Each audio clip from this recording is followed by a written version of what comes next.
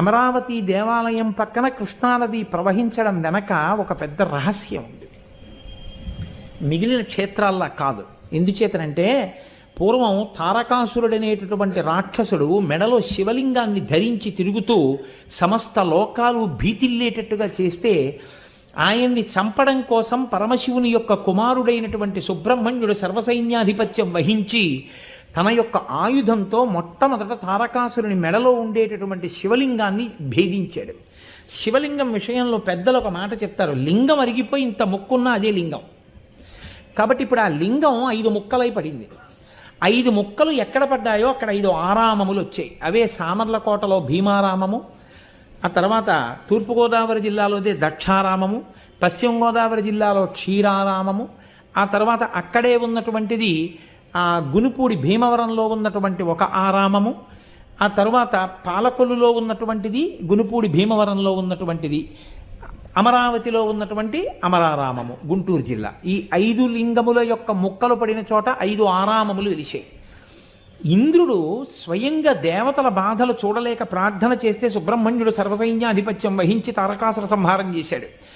ఇంద్రుడే ప్రతిష్ఠ చేయడానికి వెళ్ళినటువంటి లింగం ఆ కృష్ణానది ఒడ్డున ఉన్నటువంటి అమరావతి క్షేత్రం. కానీ ఇంద్రుడు ఒక మాట అడిగాడు. అక్కడ శివలింగం పడగానే తెల్లటి స్వరూపంతో పైకి పెరిగిపోయింది. పైకి పెరిగిపోతుంటే బృహస్పతిని అడిగాడు, ఈ శివలింగం ఇలా పెరిగిపోతోంది కదా, ఎలా దీన్ని ఆరాధన చేయడమని. భక్తితో నమస్కారం చెయ్యి, అలా నిలబడుతుందన్నాడు. నమస్కారం చేస్తే పెరుగుతున్న శివలింగం అలా ఆగిపోయింది. అందుకే మీరు అమరావతి వెళ్ళినప్పుడు చూడండి, అమరావతి శివలింగాన్ని కింద నుంచి అభిషేకం చేయడం కుదరదు. అభిషేకం కోసం వేరే అంతస్తు ఉంటుంది. అంతస్తు మీద నిలబడి పైనుంచి అభిషేకం చేస్తారు. కృష్ణానది అక్కడ ఉండడానికి ఒక రహస్యం ఉంది. కారణం ఏంటంటే అక్కడ దేవేంద్రుడు ప్రతిష్ఠ చేసే ముందు ఒక మాట అడిగాడు.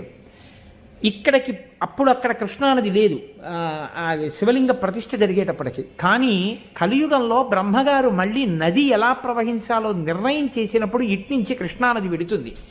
వెళ్ళినప్పుడు ఈ దేవాలయాన్ని కొట్టుకుపోయేటట్టుగా ముంచెత్తదా అని అడిగాడు. అడిగితే దేవతలు ఆ రోజున ఒక మాట చెప్పారు, దీన్ని క్రౌంచము అని పిలుస్తారు. ఈ కొండని దీన్ని చుట్టూ తిరుగుతుంది తప్ప ఇక్కడికి వచ్చేటప్పటికి మాత్రం కృష్ణ ఎన్నడూ ఈ కొండని ముంచెత్తడు, దీని మీద శివలింగం అలాగే ఉంటుంది అని చెప్పారు.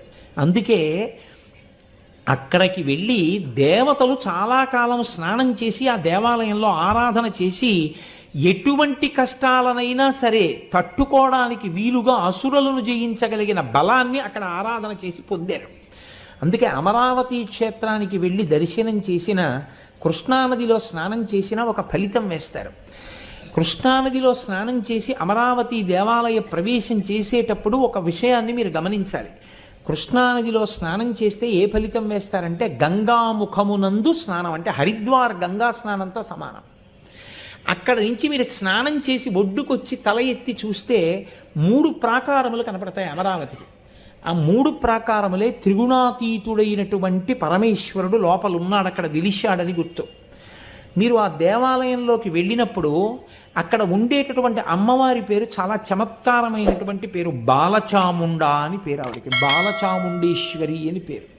అది పంచాయతన దేవాలయం. అక్కడ శివుడు, పార్వతి అంటే అంబిక, విష్ణువు, అక్కడ శ్రీ మహావిష్ణువుకి వేణుగోపాలస్వామి రూపంలో ఆరాధన జరుగుతుంటుంది, శివకేశవ అభేదంగా. అక్కడ వేణుగోపాలస్వామి, వినాయకుడు, సూర్యనారాయణమూర్తి, సూర్యనారాయణ ప్రతిష్ఠ జరిగింది ఆ దేవాలయంలో. కాబట్టి శివ పంచాయతనంతో కూడినటువంటి దేవాలయం అమరావతి. మాఘమాసంలో ఆ స్నానం చేసి వెంటనే అమరావతి దర్శనం చేయడం మహత్భాగ్యం. దాని గురించి స్కాంద పురాణంలో ఒక మాట చెప్తారు, ప్రయత్నపూర్వకంగా మాఘమాసం లాంటి మాసంలో కృష్ణానది స్నానం చేసి అమరావతి క్షేత్ర దర్శనం చేద్దామని ప్రయత్నం చేసిన పరమేశ్వరుడి అనుగ్రహం ఉన్నవాళ్ళని తప్ప ఇతరులను రానివ్వడు అని చెప్తారు. ఎందుకంటే అంత పెద్ద ఫలితం వేయాలి. అందులో మాఘమాసంలో స్నానం ఉత్తరాయణ పుణ్యకాలం రాగానే చేస్తున్నటువంటి స్నానం. కాబట్టి కృష్ణానది స్నానం, అమరావతి దర్శనం అంత గొప్పవి. అది పంచారామ క్షేత్రం. అది ఆ దేవాలయం శిథిలమైతే వాసిరెడ్డి వెంకటాద్రి నాయుడు గారని చెప్పి ఆయన మహానుభావుడు ఆ దేవాలయాన్నంతటినీ పునర్నిర్మాణం చేశారు. కృష్ణదేవరాయల వారు తులాభారం తూగినటువంటి మంటపం, వెంకటాద్రి నాయుడు గారి తులాభారం తూగినటువంటి మంటపం ఆ దేవాలయంలోనే ఉన్నాయి. మీకు ఆశ్చర్యం ఏమిటో తెలుసా? వెంకటాద్రి నాయుడు గారు మరణించిన తరువాత అమరావతి దేవాలయంలో నైవేద్యం పెట్టడానికి కావలసినటువంటి సంభారములు కూడా లేకుండా పోయాయి. దీపం పెట్టడానికి కూడా అవకాశం లేకుండా అయిపోయింది. ఆ స్థితిలో ఉంటే ఒక ఆయన వెళ్ళి, హైదరాబాద్ నవాబుగా ఉన్నటువంటి వ్యక్తి ఆ రోజుల్లో ఆయన దగ్గరికి వెళ్ళి అడిగారు. నాజర్ దౌలత్ అని ఆయన్ని వెళ్ళి, మీరు ఈ దేవాలయ పోషణకి కావలసినటువంటి సదుపాయం చేయండి అని. ఆయన అన్నాడు, ఆ దేవాలయం నేను పోషించడానికి అందులో ఎవరున్నారని అడిగాడు. శివుడు ఉన్నాడన్నారు. శివుడికి పోషణ నా వలన కావాలంటే ఆయన నన్ను అడుగుతాడులే, నువ్వు వెళ్ళన్నారు.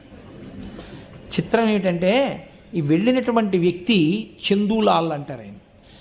ఆ రాత్రి నవాబ్ పడుకుంటే నవాబు గారి కల్లోకి పరమశివుడు వచ్చి, నా పోషణ కొరకు కాదు, నేను లోకాల్ని పోషించేవాణ్ణి, నాకు ధూపదీప నైవేద్యాలు జరగడం లోకానికంతటికీ శాంతికారకం, కాబట్టి నువ్వు ఏర్పాటు చేయి, భక్తుల కోరిక మన్నించని చెప్పాడు. ఆయన 450 ఎకరాల పొలం, సుక్షేత్రమైనటువంటి పొలాన్ని, ఈనాముల్ని, కానుకల్ని ఒక నవాబ్ అమరావతి దేవాలయానికి ఇచ్చాడు. ఆ తరువాతి కాలంలో ఎందరో మహానుభావులు కానుకలు ఇచ్చారు. అంత గొప్ప దేవాలయం, ఈశ్వరుడు ఉన్నాడు అని 1కి 10 మార్లు నిరూపించినటువంటి క్షేత్రం అమరావతి. అందుకే దాని పేరే అమరావతి. అమరావతి అన్న పేరు దేవతల రాజధాని. ఈ భూలోకంలో అమరావతి అన్న పేరుతో ఉన్న ఏకైక క్షేత్రం గుంటూరు జిల్లాలో ఉన్నటువంటి క్షేత్రం. ఎందుకంటే దేవతలు కూడా ఎవరిని ఆరాధన చేసి బలాన్ని పొందుతారో అటువంటి వాడు అక్కడ ఉన్నాడు అని. అంత గొప్ప క్షేత్రం అమరావతి. అమరావతి తర్వాత కోటప్ప కొండ పెడతారు. కోటప్ప కొండ చాలా చాలా ఆశ్చర్యకరమైనటువంటి క్షేత్రం.